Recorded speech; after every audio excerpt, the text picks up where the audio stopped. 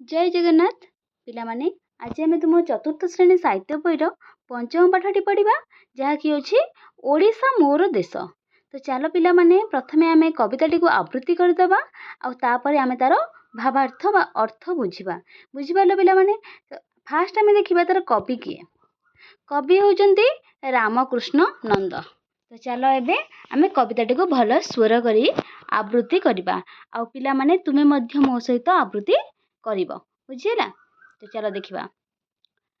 Fast अछि ओडिया मुही ओडिशा मोर देश एही देशरे जन्म मोर एही देशरे बास धन नथिले भावना नाही मनरे अछि बल मनर बले करिपारे मु दुनिया टळमळ आम देशरे महानदीटी सागर संगे मिशे गड़ जातर पहाड़ माला पाचेरी परी दिशे एही देशर बड़ देउळे जगतनाथ बीजे एही देशर कीरति माला चौदिगरे राजे ओडिशा देश गछ पतर ओडिशा देश माटी ओडिया घर भात तियण ओडिया पिला पाटी केडे मधुर कि मनोहर आमरी देश कथा आमरी बिल आमरी फूल आमरी तरुलता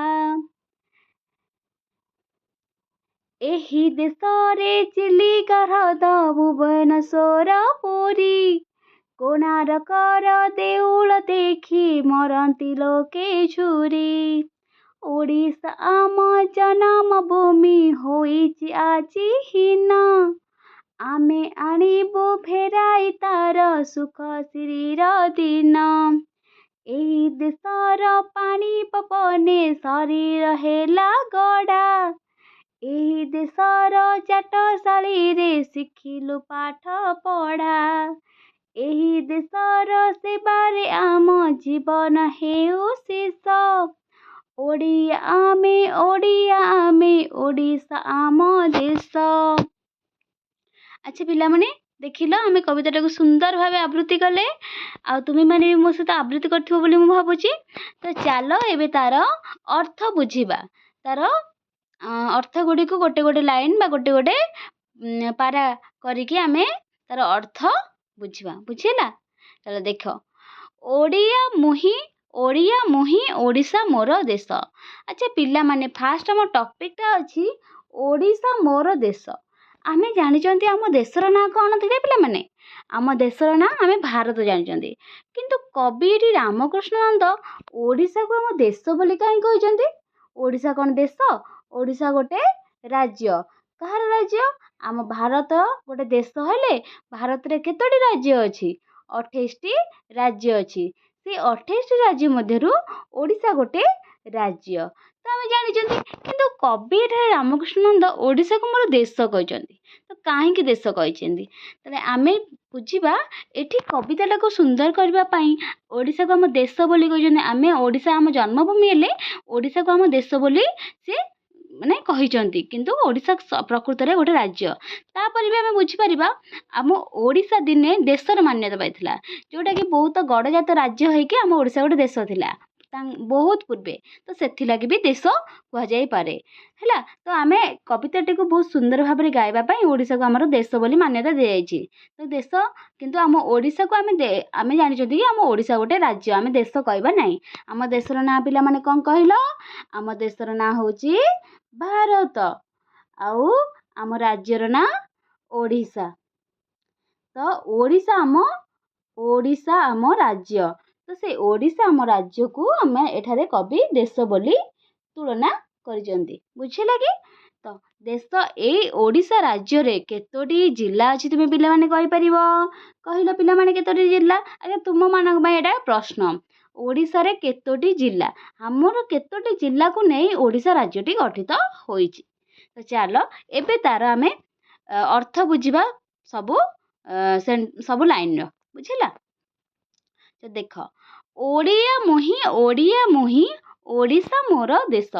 ଏଠାରେ କବି କହିଛନ୍ତି ପୁରା ଗର୍ବର ସହିତ ଏଠାରେ କହିଛନ୍ତି ଆମେ ଓଡ଼ିଆ, ମୁଁ ଓଡ଼ିଆ, ଓଡ଼ିଆ ମୁଁ ହିଁ ଆଉ ଓଡ଼ିଶା ହେଉଛି ମୋର ଦେଶ। ମୁଁ ଓଡ଼ିଆ ଏଇ ଦେଶ ମୋର ଓଡ଼ିଶା ହେଉଛି ମୋର ଦେଶ। ଆମେ କହିପାରିବା ଆମ ଭାରତ ଦେଶର ଓଡ଼ିଶା ଗୋଟେ ରାଜ୍ୟ। ବୁଝିହେଲା କି? ଏହି ଦେଶରେ ଜନ୍ମ ମୋର, ଏହି ଦେଶରେ ବାସ। ଏହି ଦେଶରେ ମୋର ଏଇ ଯେଉଁ ଓଡ଼ିଶା ଦେଶ ବା ଓଡ଼ିଶା ରାଜ୍ୟରେ ମୁଁ ଜନ୍ମ ଲାଭ କରିକି ଆଉ ଏଇ ଦେଶରେ ମୁଁ ବାସ ମାନେ ଘର ତିଆରି କରିଛି। ବାସ ମାନେ ବାସସ୍ଥାନ। ଏଇ ଦେଶରେ ଏଇ ରାଜ୍ୟରେ ଏଇ ଓଡ଼ିଶାରେ ମୁଁ ଘର କରିଛି ବା ମୋର ଘର ଅଛି। ବୁଝିଲା କି?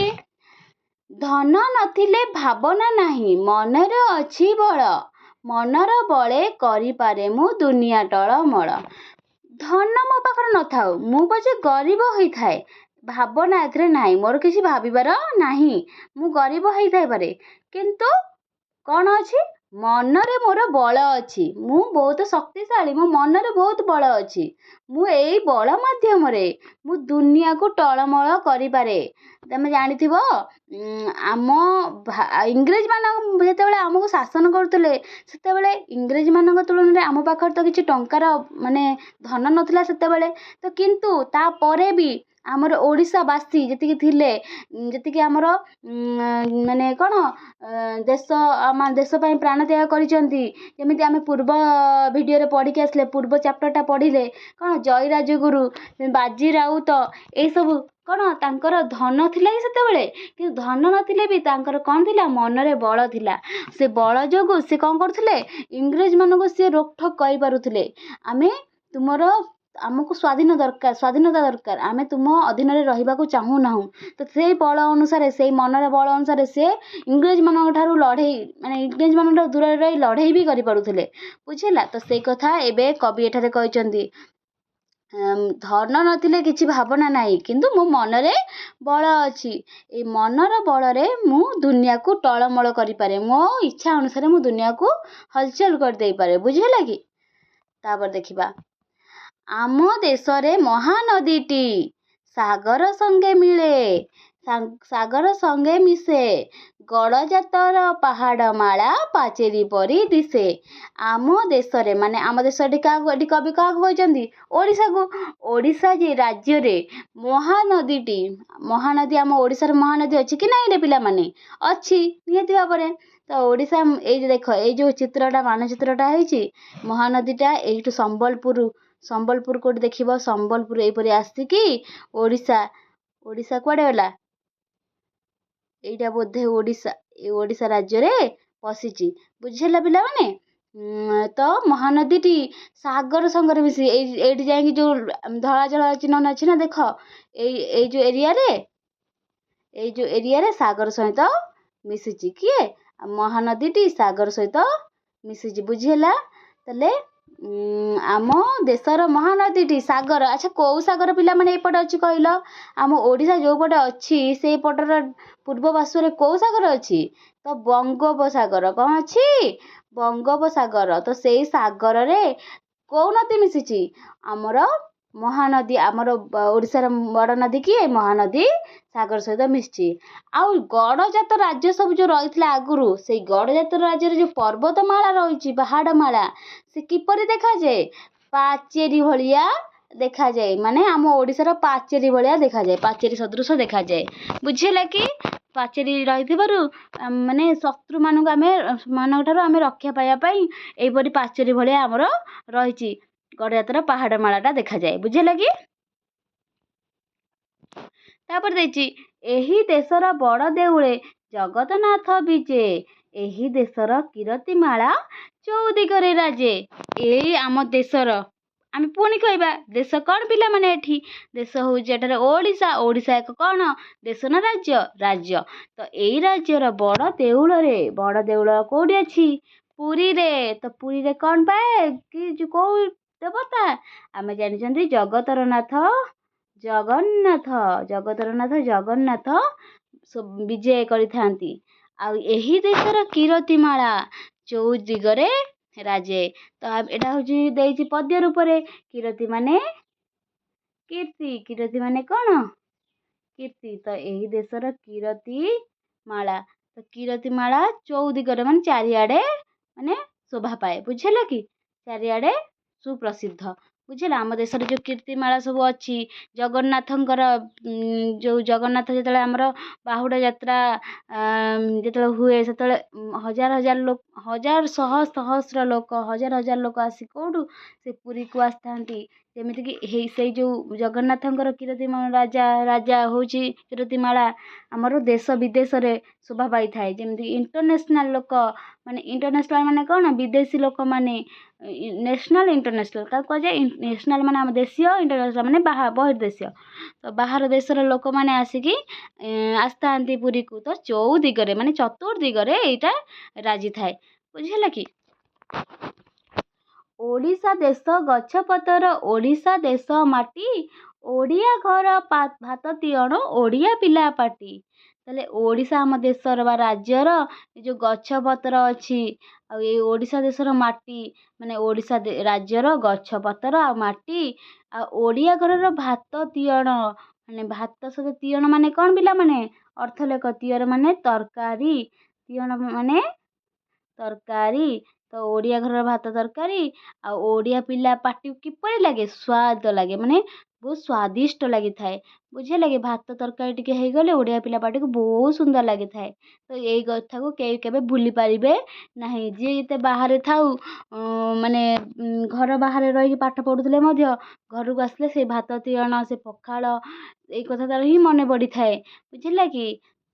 ତାପରେ ଦେଖିବା, କେଡ଼େ ମଧୁର କି ମନୋହର ଆମରି ଦେଶ କଥା, ଆମରି ବିଲ, ଆମରି ଫୁଲ, ଆମରି ତରୁଲତା। ତାହେଲେ କେତେ ମଧୁର, କେତେ ସୁନ୍ଦର, ମନକୁ ହରଣ କରିଥାଏ ଏଇ ଆମରି ଦେଶର କଥା। ଏଇ ଦେଶରେ ଯେତେ ଯେତେ ମାନେ ଲୋକବାଣୀ ଅଛି, ଲୋକ କଥା ଅଛି, କେତେ ମନକୁ ସୁନ୍ଦର ଲାଗିଥାଏ ଆଉ ମନୋହର ଲାଗିଥାଏ। ସେ ଆମରି ବିଲ, ଆମରି ଫୁଲ, ଆମରି ତରୁଲତା। ସେ କୋଉ କଥା? ଆମରି ବିଲ, ଫୁଲ, ତରୁଲତା କଥା ସବୁ ଭାବିଲେ କେତେ ସୁନ୍ଦର ମନୋହର ଲାଗିଥାଏ। ଏହି ଦେଶରେ ଚିଲିକା ହ୍ରଦ, ଭୁବନେଶ୍ୱର, ପୁରୀ, କୋଣାର୍କର ଦେଉଳ ଦେଖି ମରନ୍ତି ଲୋକେ ଝୁରି। ତାହେଲେ ଏଇ ଦେଶରେ ଚିଲିକା ହ୍ରଦ, ଭୁବନେଶ୍ୱର, ପୁରୀ। ତାହେଲେ ଏଇ ଦେଶରେ ଆମର ଏଇ ରାଜ୍ୟରେ, ଆମ ଓଡ଼ିଶା ରାଜ୍ୟରେ କ'ଣ କ'ଣ ଅଛି ଦେଖିବା? ଚିଲିକା ହ୍ରଦ, ଭୁବନେଶ୍ୱରରେ କ'ଣ ଅଛି? ଲିଙ୍ଗରାଜ ମନ୍ଦିର, ପୁରୀରେ ଜଗନ୍ନାଥ ମନ୍ଦିର, ହେଲା, ଏଇପରି ସବୁ ଅଛି। ଆଉ କୋଣାର୍କ ସୂର୍ଯ୍ୟ ମନ୍ଦିର, ଆମେ ଜାଣିଛେ କୋଣାର୍କରେ କୋଉ ଦେବତା ପୂଜା ପାଇଥାନ୍ତି? ତ ସେଠାରେ କିଛି ଦେବତା ନଥାନ୍ତି, ସେଟାକୁ ସୂର୍ଯ୍ୟ ମନ୍ଦିର ବୋଲି କୁହାଯାଏ। ତ ଦେଉଳ, ଏଇ କୋଣାର୍କର ଦେଉଳ। ତାହେଲେ କୋଣାର୍କ ଯିଏ ଯାଇଥିବ ସେ ଦେଖିଥିବ କୋଣାର୍କରେ କେତେ ସୁନ୍ଦର ଦେଉଳ, କେତେ ମାନେ ଆଗରୁ ପଥରକୁ କଟାଯାଇ ତା ମାନେ ପଥରରେ ମୂର୍ତ୍ତି ଅଙ୍କନ କରାଯାଇ କେତେ ସୁନ୍ଦର ଭାବେ ଗଢ଼ାଯାଇଛି। ତ ତା ଦେଉଳ ଦେଖିଲେ ଲୋକ ଝୁରି ହୁଅନ୍ତି, ମରନ୍ତି ଲୋକେ ଦେଖି, ମରନ୍ତି ମାନେ ସତରେ କ'ଣ ମରିଯାଆନ୍ତି? ନା, ମାନେ ଲୋକ ଝୁରି ଝୁରି ମରନ୍ତି, ଝୁରି ହୁଅନ୍ତି ଦେଖିଲେ। ମାନେ ଏତେ ସୁନ୍ଦର ହେଇଛି ସେ କୋଣାର୍କ ଦେଉଳ। ବୁଝିଲ କି? ତାପରେ ଦେଇଛି, ଆଚ୍ଛା, ଭୁବନେଶ୍ୱରରେ ଆମେ କ'ଣ କହିଲେ? କୋଉ ମନ୍ଦିର ଅଛି? ଲିଙ୍ଗରାଜ ମନ୍ଦିର। ଆହୁରି ମଧ୍ୟ ବହୁତ ମନ୍ଦିର ଅଛି, କିନ୍ତୁ ପ୍ରସିଦ୍ଧ ମନ୍ଦିର ଭୁବନେଶ୍ୱରର ନାଁ ହେଉଛି ଲିଙ୍ଗରାଜ, ଆଉ ପୁରୀର ଜଗନ୍ନାଥ ମନ୍ଦିର। ଆଚ୍ଛା ପିଲାମାନେ କହିଲ, ଚିଲିକା ହ୍ରଦଟା କୋଉ କୋଉ ଜିଲ୍ଲାକୁ ଲାଗିକି ରହିଛି? ତୁମମାନଙ୍କ ପାଇଁ ପ୍ରଶ୍ନ, ତୁମେ ଆନ୍ସରରେ କହିବ। ଯଦି ତୁମକୁ ଆସିବନି ତାହେଲେ କମେଣ୍ଟରେ କହିବ, ମୁଁ ଆନ୍ସର କହିଦେବି। ବୁଝିହେଲା? ମୁଁ ଗୋଟେ କହିଦେଉଛି, ଦୁଇଟା କହିଦେଉଛି, ଆଉ ତୁମେ ଆଉ ଗୋଟେ କହିବ। ଖୋର୍ଦ୍ଧା, ପୁରୀ, ଆଉ ତୁମେ ମାନେ ଆଉ ଗୋଟେ କହିବ। ବୁଝିଲା କି? ତାପରେ ଦେଖିବା, ଓଡ଼ିଶା ଆମ ଜନ୍ମଭୂମି, ହୋଇଛି ଆଜି ହୀନ, ଆମେ ଆଣିବୁ ଫେରାଇ ତାର ସୁଖ ଶ୍ରୀର ଦିନ। ତାହେଲେ ଏଇ ଯେଉଁ ଓଡ଼ିଶା ଜନ୍ମଭୂମିର କୀର୍ତ୍ତିରାଜି ସବୁ ଲୋପ ପାଇଗଲାଣି। ମାନେ ପରମ୍ପରା, ଆମର ଯେତିକି ସବୁ 12 ମାସର 13 ପର୍ବ, ଏଇ ଯେଉଁ ଯାହା ବି କିଛି ଅଛି ସବୁ ହୀନ ମାନେ ଲୋପ ପାଇଗଲାଣି, ଲୁଚିଗଲାଣି। ଆମେ ଆଉ ତାକୁ ମନେ ପକାଇ ପାରୁନାହାନ୍ତି। ଆଉ ଓଡ଼ିଶା ଲୋକମାନେ ବାହାରେ ବିଦେଶରେ ରହିକି ଓଡ଼ିଆ ପରମ୍ପରାକୁ ସବୁ ଭୁଲିଗଲେଣି। ତ ସେଇ କଥା ଏବେ କହିଛି, ଆମେ ଆଣିବୁ ଫେରାଇ ତାର ସୁଖ ଶ୍ରୀର ଦିନ। ଆମେ ତାର ସୁଖ ଶ୍ରୀର ଦିନ ସବୁ ଗୁଡ଼ାକ ଫେରାଇ ଆଣିବୁ। ଯାହା ଆଗରୁ ସବୁ ଥିଲା ଓଡ଼ିଆ ପରମ୍ପରା, ରୀତିନୀତି ସବୁ ଆମେ ଫେରାଇ ଆଣିବୁ। ଏହି ଦେଶର ପାଣି ପବନେ ଶରୀର ହେଲା ଗଢ଼ା। ତ ଏଇ ଦେଶର ପାଣି ପବନରେ ଆମ ଶରୀର ଗଢ଼ା ହେଇଛି କି ନାହିଁ ପିଲାମାନେ? ହଁ, ନିଶ୍ଚିତ ଭାବେ ଆମ ଶରୀର ଗଢ଼ା ହେଇଛି। ପାଣି ପାଣିକି ଆମେ ପିଇକି ବଢ଼ିଛନ୍ତି, ପବନ ବି ଆମ ଦେହରେ ବାଜିଛି। ଏଇ ଦେଶର ଚାଟଶାଳୀରେ ଶିଖିଲୁ ପାଠ ପଢ଼ା। ତାହେଲେ ଆମ ଏଇ ରାଜ୍ୟର ଚାଟଶାଳୀ ମାନେ କ'ଣ? ବିଦ୍ୟାଳୟ। ଆଗରୁ ଚାଟଶାଳୀ କୁହାଯାଉଥିଲା ବିଦ୍ୟାଳୟକୁ, ବୁଝିଲେ କି? ଏଇ ଚାଟଶାଳୀରେ ଆମେ ପାଠ ପଢ଼ା ଶିଖିଲୁ। ଏହି ଦେଶର ସେବାରେ ଆମ ଜୀବନ ହେଉ ଶେଷ। ଓଡ଼ିଆ ଆମେ ଓଡ଼ିଶା ଆମ ଦେଶ। ଏଇ ଦେଶର ସେବାରେ, ଏଇ ରାଜ୍ୟ ଓଡ଼ିଶାର ସେବାରେ ଆମ ଜୀବନ ହେଇଯାଉ ଶେଷ। ଆମ ଜୀବନ ଏଇ ସେବା କରିକି ଆମ ଜୀବନ ଶେଷ ହେଇଯାଉ ବୋଲି ମୁଁ କହୁଛି। ମାନେ ଏଠାରେ ରାମକୃଷ୍ଣ ନନ୍ଦ କହିଛନ୍ତି। ଆଉ ତାପରେ ଆମେ ଓଡ଼ିଶା ଆମ ଦେଶ। ପୁନର୍ବାର ସେଇ ଫାଷ୍ଟ ଲାଇନଟାକୁ ବଖାଣିଛନ୍ତି। ସେଇପରି ଆମେ ଓଡ଼ିଆ, ଆମେ ବି ଓଡ଼ିଆ, ଓଡ଼ିଶା ହେଉଛି ଆମର ଦେଶ। ବୁଝିପାରିଲ ପିଲାମାନେ? ତୁମକୁ ଭିଡ଼ିଓଟି କେମିତି ଲାଗିଛି କହିବ। ଏହାର ଭାବାର୍ଥ ମୁଁ ତୁମମାନଙ୍କୁ ବୁଝେଇଲି। ଯଦି ଭିଡ଼ିଓଟି ଭଲ ଲାଗିଥାଏ ତାହେଲେ ଚ୍ୟାନେଲକୁ ଆସି ଚ୍ୟାନେଲଟିକୁ ସବସ୍କ୍ରାଇବ୍ କରିଦେଇ ବେଲ୍ ଯେଉଁ ଆଇକନ୍ଟାକୁ ଟିପି ଦେବ, ଯାହାଦ୍ୱାରା ସବୁବେଳେ ନୋଟିଫିକେସନ୍ ସର୍ବପ୍ରଥମେ ତୁମମାନଙ୍କ ପାଖରେ ପହଞ୍ଚି ପାରିବ। ତାପରେ ଯେଉଁମାନେ ଯେଉଁ ସାଙ୍ଗମାନଙ୍କ ସହିତ ସେୟାର କରିଦେଲେ, ସାଙ୍ଗମାନେ ବି ଆସିକି ଦେଖିପାରିବେ, ତୁମେମାନେ ବି ଦେଖିପାରିବ। ଆଉ ଲାଇକ୍ ମଧ୍ୟ କରିଦେବ। ବୁଝିପାରିଲ ପିଲାମାନେ? ଏଇଟା ଥିଲା ଏଇ ବିଷୟର ସାରାଂଶ ବା କବିତାର ଭାବାର୍ଥ। ଆଉ ତାପରେ ଆମେ ନେକ୍ସଟ କ୍ଲାସ୍ରେ ତାର ପ୍ରଶ୍ନ ଉତ୍ତର ଡିସ୍କସନ୍ କରିବା।